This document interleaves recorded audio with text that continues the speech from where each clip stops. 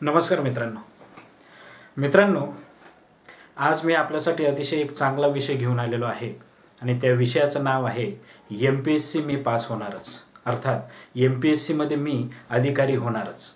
मित्रांनो, सगळ्यात महत्त्वाचा विषय जर असेल तो म्हणजे MPSC कशा पद्धतीने पास करतात किंवा MPSC परीक्षेची तयारी कशा पद्धतीने करतात याविषयी बऱ्याचशा विद्यार्थी मित्रांमध्ये किंवा बऱ्याचशा स्पर्धा परीक्षांचा अभ्यास करणाऱ्या मित्रांमध्ये संभ्रम दिसून येत असतो। विशेषतः ग्रामीण भागातील जे माझे काही विद्यार्थी मित्र आहेत, ग्रामीण भागातील जे काही MPSCचे ॲस्पिरंट्स आहेत, त्यांच्यामध्ये बऱ्याच वेळा नाना शंका कुशंका नाना प्रश्नांनी त्यांच्या मनामध्ये जागा केलेली असते आणि त्यामुळे मार्गदर्शनाच्या अभावी हे ग्रामीण भागातील विद्यार्थी मागे पडून जात असतात। मित्रांनो, सर्वात प्रथम मी सांगेल, मी देखील एका ग्रामीण भागातीलच विद्यार्थी आहे। 1998 ते 2002 या कालावधीमध्ये मी BSc agriculture doctor Panjabrao Deshmukh कृषी विद्यापीठ अकोल्याहून केल्यानंतर 2002 मध्ये माझं राहुरी कृषी विद्यापीठामध्ये ॲडमिशन MSc साठी झालं। MSc करत असतानाच त्या ठिकाणी एवढं सुंदर MPSCचं वातावरण होतं की त्या वातावरणामध्ये मी कधी MPSC करू लागलो हे मला देखील कळलं नाही। MPSCच्या नियोजनबद्ध अभ्यासामुळे, MPSCच्या आवश्यक असलेल्या नोट्समुळे किंवा MPSCच्या आवश्यक असलेल्या ग्रुप डिस्कशनमुळे मी सहजच MPSC पास होऊन गेलो। मित्रांनो, ही सुरुवात करत असताना बऱ्याचशा मित्रांना एक प्रश्न नक्कीच पडत असतो। मला देखील तो प्रश्न जेव्हा मी MPSC परीक्षेची तयारी सुरू केली होती त्यावेळेस निश्चितच पडला होता। तो प्रश्न म्हणजे MPSC साठी नेमके पुस्तक कोणते वापरावे किंवा MPSC साठी नेमका अभ्यास कसा करावा, किती तास करावा। त्यानंतर पुढचा अजून एक प्रश्न असतो की MPSC साठी क्लासेस लावावे की सेल्फ स्टडी करावा। अशा नानाविध प्रश्नांनी आपल्या मनामध्ये MPSC करण्यापूर्वी जागा निर्माण झालेली असते। परंतु मित्रांनो, जर योग्य मार्गदर्शन, जर योग्य पुस्तकांचा, योग्य नोट्सचा जर आपण वापर केला तर निश्चितपणे मी सांगतो की आपण MPSC मध्ये अधिकारी म्हणून निवडून येण्यासाठी मागे राहणार नाहीत। मित्रांनो, ज्यावेळेस मी BSc ॲग्रिकल्चरच्या 3ऱ्या वर्षाला होतो त्यावेळेस मी ठरवून टाकलं होतं की आपल्याला MPSC करायची आणि MPSC मधून आपल्याला अधिकारी म्हणून निवडून जायचं।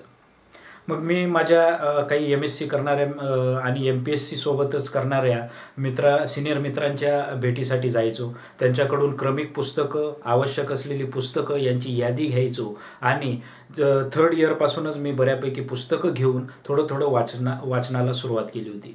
या ठिकाणी मी सल्ला देखील असाच देईल, ज्या मित्रांना, जे मित्र ग्रॅज्युएशन करत आहेत, जे मित्र आपली डिग्री करत आहेत, 2nd किंवा 3rd इयरला आहेत, तर त्या मित्रांसाठी एक सल्ला देईल की मित्र हो, आपण देखील हे प्रॉपर सिच्युएशन आहे किंवा ही प्रॉपर वेळ आहे की आत्ता आपण सुरुवात करायला हरकत नाही। मग सुरुवात कशी करायची? मित्रांनो, सगळ्यात महत्त्वाचा मुद्दा असा आहे की जे MPSC साठी आवश्यक बाबी आहेत त्या म्हणजे एखादं मासिक वाचणे किंवा काही गोष्टींची माहिती करून घेणे। मग मासिक कोणती वाचावीत? जेव्हा मित्र हो आपण ग्रॅज्युएशनला असतात तेव्हा विविध स्पर्धा परीक्षांची मासिकं बाजारामध्ये उपलब्ध आहेत। जसं आनंद पाटलांचं स्पर्धा परीक्षा मॅगझिन आहे, चाणक्य मंडळचं देखील मंथली मॅगझिन आहे, युनिक प्रकाशनाचं मॅगझिन आहे। अशा विविध स्पर्धा परीक्षेच्या मासिकांमधून आपण माहिती घेतली पाहिजे। त्याचबरोबर त्याच्यामध्ये विविध मुलाखती देखील, जे यशस्वी विद्यार्थी झालेले असतात त्यांच्या मुलाखती त्या ठिकाणी आलेल्या असतात, ज्या मुलाखतीमधून निश्चितच आपल्याला प्रेरणा मिळत असते। मग हे झालं मासिकांविषयी। या मासिकांमध्ये चालू घडामोडी येत असतात, त्याचबरोबर या मासिकांमध्ये अतिशय चांगल्या प्रकारची माहिती येत असते। कोणत्या विषयाची कशा पद्धतीने तयारी करावी हे देखील या मासिकांमधून आपल्याला उपलब्ध होऊ शकतं। त्यानंतर मित्रांनो, या ग्रॅज्युएशनमध्ये असताना आपण एक तरी पेपर वाचण्याची सवय लावून घेणं गरजेचं आहे। मग एक तरी पेपर म्हणजे मग तो सकाळ असो, लोकमत असो, लोकसत्ता असो, महाराष्ट्र टाइम्स असो, जो पेपर अतिशय आपल्याला आवडत असेल किंवा योग्य वाटत असेल तो पेपर तुम्ही वाचू शकतात। ज्यांना इंग्रजी पेपरची आवड आहे ते देखील चांगल्या टाइम्स ऑफ इंडिया आहे, द हिंदू, असे विविध पेपर देखील वर्तमानपत्र बाजारामध्ये उपलब्ध आहेत। आपण त्या पद्धतीने देखील पेपरचं अवलोकन करू शकतात। ही जर तुम्ही सवय ग्रॅज्युएशनमध्ये असतानाच लावून घेतली मित्र हो, तर निश्चित सांगतो की तुम्हाला MPSC किंवा UPSC करण्यासाठी ही सवय 100% मदत करेल। त्यानंतर पुढचा प्रश्न येतो मित्र हो, जसं तुमचं ग्रॅज्युएशन कंप्लीट होतं, त्यानंतर ग्रॅज्युएशन कंप्लीट झाल्यानंतर जेव्हा तुम्ही पोस्ट ग्रॅज्युएशनला जाता, मग यावेळी मात्र आपण पूर्ण झोकून देऊन MPSC करणं गरजेचं आहे. मग यावेळी जेव्हा ग्रॅज्युएशन पूर्ण होतं तोपर्यंत तुम्हाला बऱ्यापैकी आवाका येऊन जातो की MPSCची परीक्षा कशी असते, या ठिकाणी कोणकोणते पुस्तकं वापरावे लागतात आणि कशा पद्धतीने अभ्यास करावा लागतो. मग जेव्हा मित्र आपण पोस्ट ग्रॅज्युएशनसाठी एखाद्या इन्स्टिट्यूटमध्ये प्रवेश घेतात, त्यावेळेस मात्र आपण पूर्ण झोकून देऊन पोस्ट ग्रॅज्युएशनसोबतच MPSCचा अभ्यास करणं नित्य गरजेचं आहे. मग याच्यामध्ये सगळ्यात महत्त्वाचा मुद्दा जो असतो मित्र हो MPSC परीक्षेमध्ये, त्याच्यामध्ये 2 प्रकारचे पेपर असतात. पहिलं म्हणजे जनरल स्टडीज असतं, सामान्य अध्ययन असतो, आणि दुसरा पेपर असतो जो MPSCने आता गेल्या 4-5 वर्षामध्ये सुरू केलेला आहे, CSAT, ज्याच्यामध्ये ॲप्टिट्यूड, गणित आणि इतर त्याच्याशी निगडीत असलेल्या बाबी असतात. पहिल्या पेपरचा अभ्यास जेव्हा आपण करायला सुरुवात करतो, त्याच्यामध्ये सगळ्यात महत्त्वाचा भाग म्हणजे मित्र इतिहास, भूगोल, राज्यघटना, पंचायत राज इत्यादी कलाशाखीय घटक अंतर्भूत असतात पहिल्या पेपरमध्ये. त्यानंतर दुसरा घटक असतो तो म्हणजे अर्थ आणि वाणिज्य. या अर्थ वाणिज्यावर देखील आपण बरेचसे प्रश्न विचारले जातात. त्यानंतर तिसरा घटक आहे तो म्हणजे विज्ञान घटक. या विज्ञान घटकामध्ये 5वी ते 11वी 12वी पर्यंतचं विज्ञान जे असतं त्याच्यावर आधारित प्रश्न विचारले जात असतात. त्याचबरोबर विज्ञान घटकासोबतच मित्र हो पर्यावरण हा देखील विज्ञान घटकामध्येच येतो. त्याचबरोबर याच्यासोबतच महत्त्वाचा विषय असतो तो म्हणजे चालू घडामोडी. चालू घडामोडीसाठी देखील आपण जर व्यवस्थित नियोजनबद्ध अभ्यास केला तर त्याच्यातून आपल्याला निश्चितपणे चांगलं तयारी करून घेता येऊ शकेल. मग मित्र इतिहास या विषयाबाबत जर आपण सुरुवात केली, इतिहास या विषयापासून, तर इतिहासासाठी जयसिंगराव पवार यांचं जे पुस्तक आहे ते अतिशय उत्तम पुस्तक आहे. त्या पुस्तकाचा अभ्यास करणं गरजेचं आहे. त्याचबरोबर भूगोलासाठी A.B. सौदी यांचं अतिशय चांगल्या प्रकारचं पुस्तक मार्केटमध्ये उपलब्ध आहे. अर्थ आणि वाणिज्यासाठी आपण रंजन कोळंबे यांचं देखील पुस्तक वापरू शकता. देसाई आणि भालेराव यांचं देखील पुस्तक चांगल्या प्रकारचं आहे. त्याचबरोबर पंचायत राज राज्यघटनेसाठी जर आपण वापराल तर घांगरेकर यांचं पुस्तक अतिशय चांगल्या प्रकारचं आहे. दर्शनकार यांचं पंचायत राज आपण वापरू शकतात. त्याचबरोबर पुढचा घटक आहे तो म्हणजे पर्यावरण आणि विज्ञान. याच्यासाठी आपण 11वी सायन्सचं विज्ञान किंवा 5वी ते 11वी पर्यंतची जी विज्ञानाची पुस्तकं येतात, मग ती CBSE पॅटर्नची वापरले तर अतिशय योग्य. MPSC सोबतच UPSCसाठी देखील ही पुस्तकं आपल्याला उपयोगात येऊ शकतात. मग मित्र हो पुढचा घटक राहतो तो चालू घडामोडी. त्याच्यामध्ये तुम्हाला दैनंदिन पेपर वाचन, दैनंदिन मासिक वाचन, त्याचबरोबर योजना, लोकराज्य यासारखे मासिकं देखील जे शासकीय पब्लिकेशन्सची असतात ती मासिकं देखील आपण वाचू शकतात मित्र. या पुस्तकांमधून आपल्याला, या मासिकांमधून आपल्याला निश्चितपणे चांगल्या प्रकारची माहिती मिळते.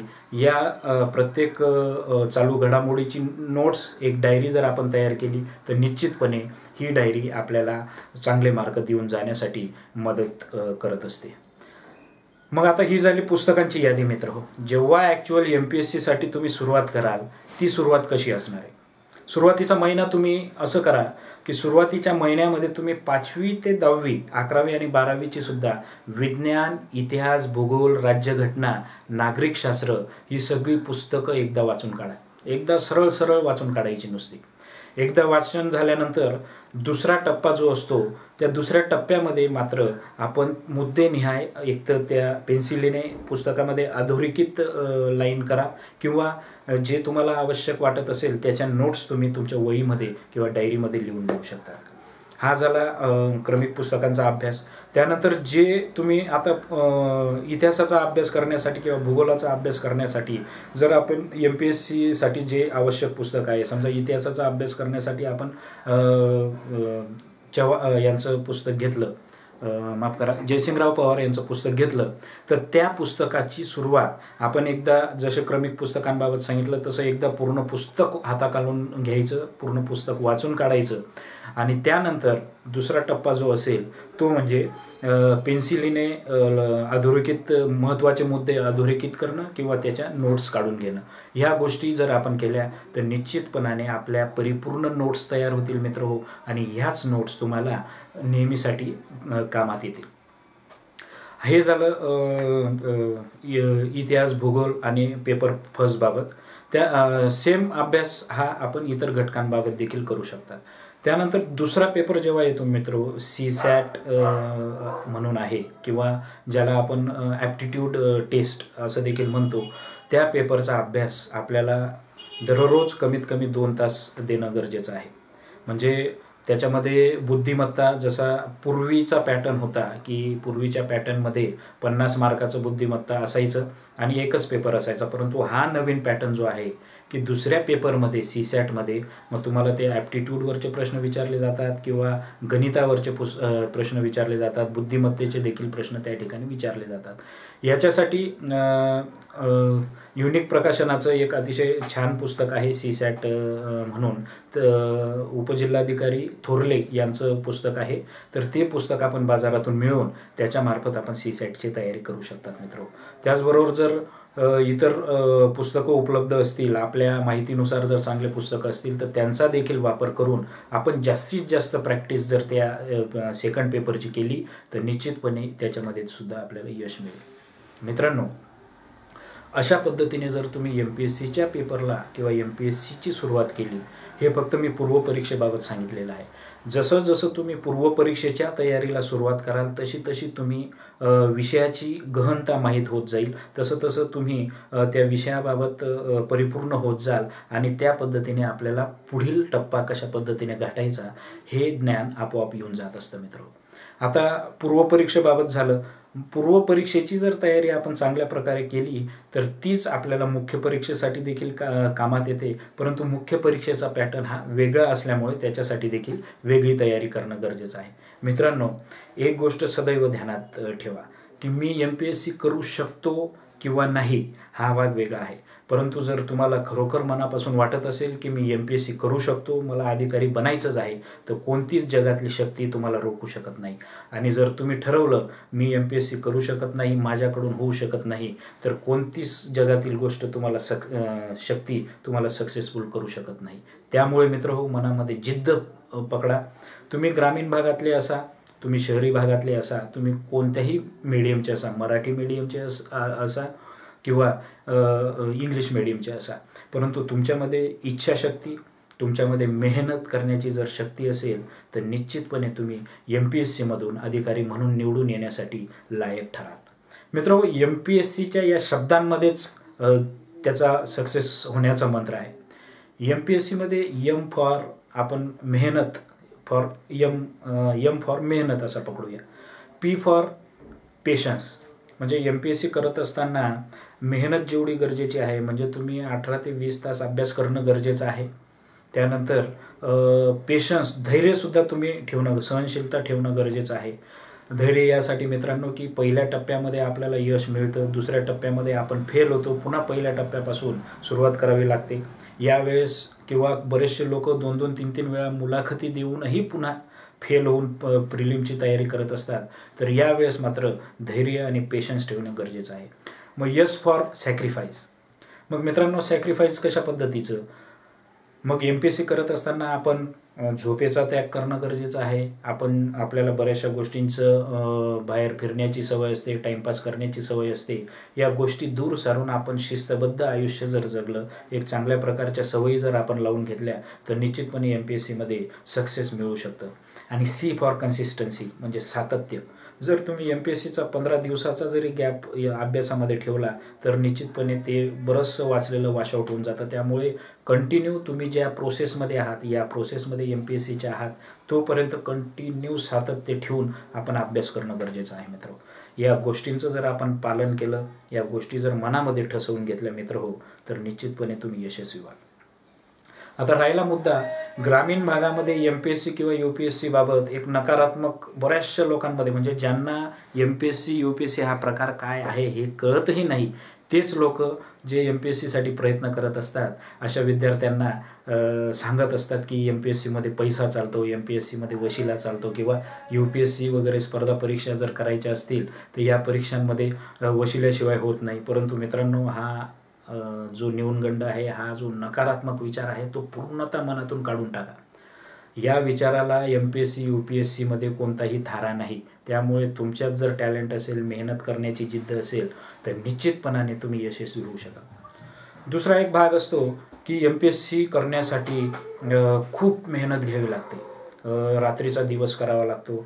असं नाही मित्रांनो, मेहनत तर प्रत्येक क्षेत्रामध्ये घ्यावी लागते, परंतु जर नियोजनबद्ध तुम्ही मेहनत घेतली तर निश्चितपणाने यश तुमचंच आहे. त्यामुळे मित्रांनो, तुम्ही ग्रामीण भागाचे असा, शहरी भागाचे असा, मराठी मीडियमचे असा, इंग्लिश मीडियमचे असा, परंतु जर मेहनत करण्याची ताकद तुमच्याकडे असेल तर निश्चितपणे तुम्ही MPSC काय, UPSC जगातली सगळ्यात कठीण परीक्षासुद्धा तुम्ही पास होऊ शकतात. त्यामुळे मित्रांनो, ह्या लेक्चरची मी शेवट करताना या हरिवंशराय बच्चन यांच्या सुंदर कविता आपल्यासमोर कवितेच्या ओळी पेश करत आहे. ते या पद्धतीने: लहरों से डर कर नौका पार नहीं होती, कोशिश करने वालों की कभी हार नहीं होती. नन्ही चींटी जब दाना लेकर चलती है, चढ़ती दीवारों पर 100 बार फिसलती है. मन का विश्वास रगों में साहस भरता है, चढ़कर गिरना गिरकर चढ़ना न करता है. आखिर मेहनत उसकी बेकार नहीं होती, कोशिश करने वालों की हार नहीं होती. डुबकिया सिंधु में गोताखोर लगाता है, जा जाकर खाली हाथ लौट कर आता है. मिलते नहीं सहेजी मोती गहरे पानी में, मिलते नहीं सहेजी मोती गहरे पानी में. बढ़ता दुगुना उत्साह इसी हैरानी में, मुट्ठी हर बार उसकी खाली नहीं होती, कोशिश करने वालों की हार नहीं होती. आणि शेवटच्या ओळी अतिशय सुंदर आहेत मित्रो. असफलता एक चुनौती है, इसे स्वीकार करो तुम. क्या कमी रह गई देखो और सुधार करो तुम. कुछ किए बिना ही जय जयकार नहीं होती, मेहनत करने वालों की हार नहीं होती. सगळ्या मित्रांना शुभेच्छा देतो. आपल्याला जर माझ्याशी संपर्क करायचा असेल मित्रांनो, तर माझा संपर्क दूरध्वनी क्रमांक देखील देतो. तो आहे 9421329663.